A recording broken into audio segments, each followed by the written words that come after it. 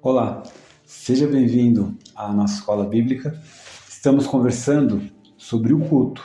Então, nós falamos já como se dá o culto no Antigo Testamento e nesses últimos vídeos falamos como se dá o culto no Novo Testamento. Falamos aí sobre o clero. Tivemos 2 vídeos sobre o clero e nós vamos falar agora um pouco sobre o culto. Para isso, como texto base, vou usar Hebreus capítulo 13. Nós vamos ler a partir do verso 11 até o verso 16, que diz o seguinte: o sumo sacerdote traz o sangue dos animais para o lugar santo como sacrifício pelo pecado, enquanto o corpo dos animais é queimado fora do acampamento. Isso é o Antigo Testamento. Agora o verso 12, o que o autor aos Hebreus vai dizer? Da mesma forma, Jesus sofreu fora das portas da cidade para santificar seu povo, mediante seu próprio sangue. Portanto, vamos até ele para fora do acampamento e soframos a mesma desonra que ele sofreu, pois não temos neste mundo uma cidade permanente, aguardamos a cidade por vir. Assim, por meio de Jesus, oferecemos um sacrifício constante de louvor a Deus, o fruto dos lábios que proclamam o seu nome. E não se esqueçam de fazer o bem e de repartir o que tem com os necessitados, pois esses são os sacrifícios que agradam a Deus. Bom, antes de aprofundar um pouco mais no texto, o que nós precisamos entender é a adoração em Israel, o culto em Israel se dava num dia específico, como nós já conversamos, no local específico, com pessoas específicas. Então tinha todo um ritual envolvendo isso. E a grande pergunta é: Jesus veio, o que muda? E nós vimos que já muda as pessoas sagradas, porque na verdade, ou todos nós somos sagrados, no sentido que todos nós somos sacerdotes e temos Jesus como sumo sacerdote, ou então nós podemos entender que também não há homens sagrados, porque não tem mais essa ideia de pessoas especiais, tá bom? Então qualquer forma de pensar é válida, desde que você entenda que só há um sumo sacerdote, esse é Jesus, e todos nós estamos abaixo e debaixo da autoridade de Jesus. O que acontece agora é, se Jesus veio, aonde eu presto culto? Aonde que eu ofereço sacrifício? E que sacrifício eu ofereço? Então, se Jesus, ele é o sumo sacerdote, eu vou me apresentar diante dele para prestar culto. E aonde Jesus está? Pois é, se você leu o livro de Atos, você já sabe que Jesus passou 40 dias depois da sua morte e ressurreição. Então, depois que da sua ressurreição, ele ficou 40 dias ensinando as boas novas do reino de Deus. Depois desses 40 dias, ele subiu na frente dos apóstolos e dizia, então o anjo apareceu e disse: da mesma forma que vocês estão vendo ele subir, ele voltará. O que muda? Que agora nós não precisamos mais ir até Israel, ir até o templo para prestar culto. Por quê? Porque agora o culto não tem mais um idioma específico. O culto não tem mais uma etnia específica. Em Jesus isso abrangeu. Por quê? Porque ele não ficou só num povo, foram para todos os povos. Jesus é um sacrifício para a humanidade. Ok? Então, nesse sentido, não temos mais que ir para Israel para cultuar a Deus. Nós precisamos nos reunir em nome de Jesus, ok? E sem usar o texto de onde estiver 2 ou 3, em meu nome ali estarei, porque não é base para culto isso, ok? Mas não é um texto que nós vamos tratar aqui. Mas o tempo todo, nós vamos ver aqui que tem a ideia da reunião, ok? Sem precisar usar esse texto como base, porque esse texto não serve para isso. Vamos pensar um pouco aqui nesse texto que nós acabamos de ler. Então, como se fazia um sacrifício no Antigo Testamento, Jesus foi esse sacrifício. E agora, ele vai dizer ainda que nós precisamos prestar um sacrifício. Né? Olha, o versículo 15 e 16. Assim, por meio de Jesus, oferecemos um sacrifício constante de louvor a Deus. Então, calma aí, a gente ainda presta sacrifícios. Mas agora é um sacrifício constante de louvor a Deus. O fruto dos lábios que proclamam o seu nome. Então, o nosso sacrifício agora, prestado diante de Deus, ele tem a ver com proclamar constantemente o nome de Jesus. E aí continua o versículo 16. E não se esqueçam de fazer o bem e de repartir o que tem com os necessitados. Pois esses são sacrifícios que agradam a Deus. Nós temos, tanto nos Salmos, como no Salmo 40, como em Oséias 6,6, que vai dizer, eu não quero sacrifício. Deus não quer sacrifício. Isso foi sombra, foi uma imagem para que nós entendêssemos que nós precisamos de um Salvador. Nós temos de lidar com esse Deus, mas haveria um tempo, e de fato já chegou, em que não precisa mais de sacrifícios. Ou, se você preferir na linguagem de Hebreus, o sacrifício que você tem de fazer a Deus, de fazer é o qual? É você repartir o que tem com os necessitados. Não esquecer de fazer o bem. Proclamar o nome de Jesus. Aí você pode perguntar, tá bom, mas os sacrifícios serviam para purificação dos pecados. E aí a gente pode lembrar de outro texto, 1 João 9. Se você confessar o seu pecado a Deus, ele é fiel e justo para perdoar os pecados e purificar de toda injustiça. Então agora o perdão de pecados não se dá através de sacrifícios de animais.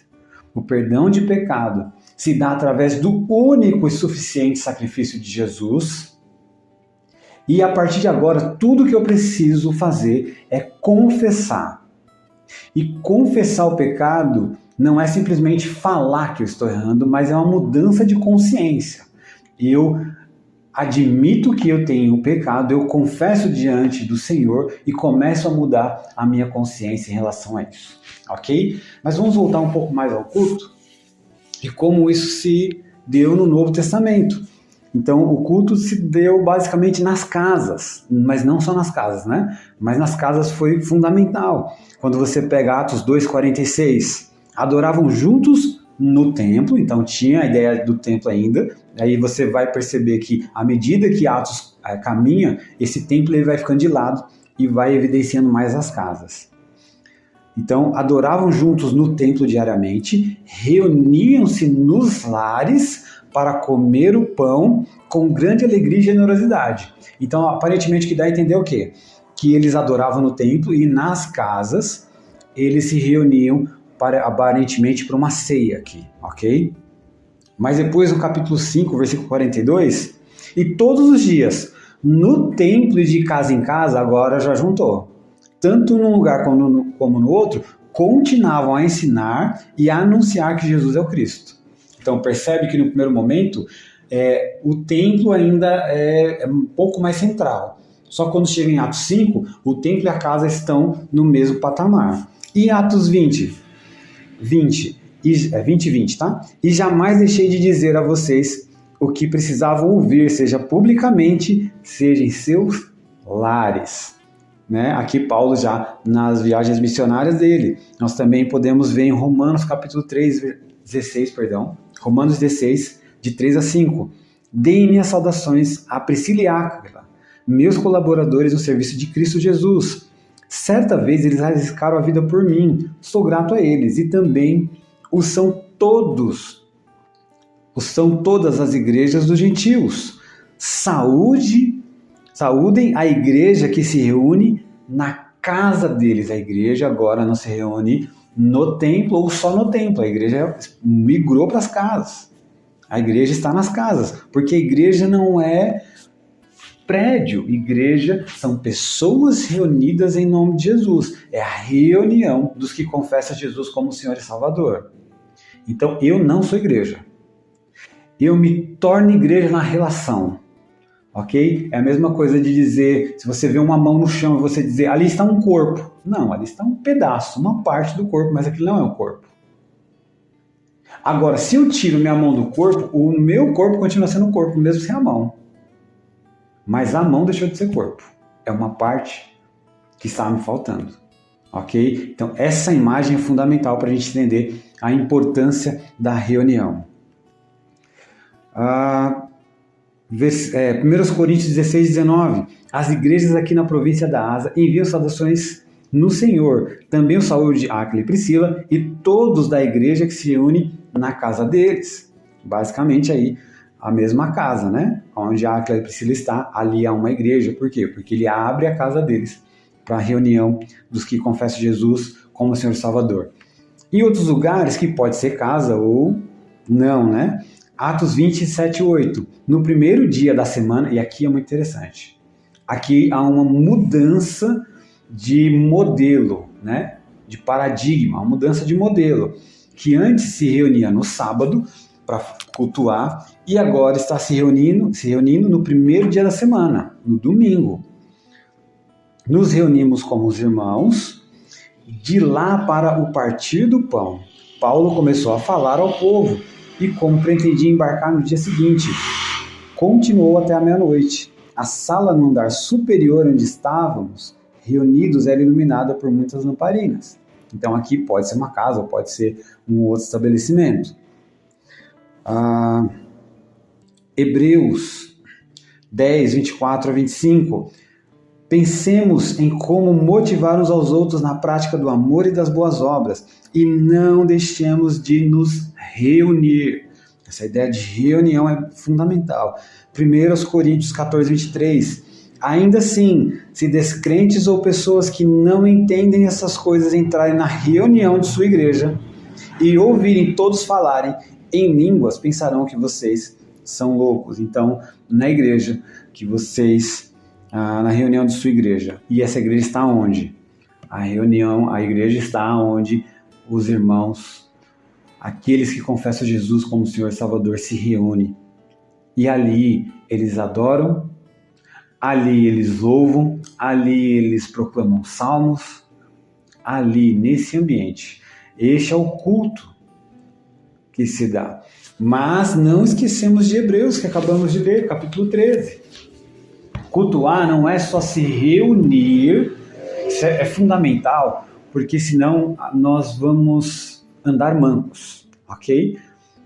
É fundamental a reunião dos irmãos para adoração, para louvor, para ensino da palavra, para leitura dos salmos, para exposição da palavra, é fundamental. Porém, não é só isso. Quando nós vemos a Hebreus 13, há esse sacrifício, que não é mais um cordeiro, mas o sacrifício é fazer o bem, o sacrifício é repartir o que nós temos. É viver como Jesus viveu, é de fato ser aquilo que Jesus nos ensinou. Jesus não só nos ensinou, mas ele foi um exemplo de prática. Então nós precisamos ser um exemplo em ouvir a voz do Senhor, e um exemplo a obedecer os seus mandamentos. E o mandamento que Jesus nos dá é que nós devemos amar uns aos outros como ele nos amou. Certo? Então, o culto agora, ele não se dá num dia específico, num local específico. Houve uma mudança de paradigma, como nós lemos aqui, que eles começaram a se reunir no domingo, no primeiro dia da semana. Mas não necessariamente precisa ser no primeiro dia da semana, porque não tem mais dia sagrado, não tem mais local sagrado. Agora o que nós temos é Jesus, o sumo sacerdote, todos nós sacerdotes. E cultuamos aonde? Na igreja. E o que é a igreja? A igreja é a reunião de pessoas que confessam Jesus como Senhor e Salvador. Então nós cultuamos o Senhor ali, e nós cultuamos o Senhor no dia a dia com as nossas atitudes, demonstrando que de fato nós cremos no Messias. Porque crer em Jesus não é só dizer eu sou cristão, eu sou evangélico, eu sou gospel, eu sou qualquer coisa. É viver como Jesus viveu. Que Deus te abençoe e boas reflexões.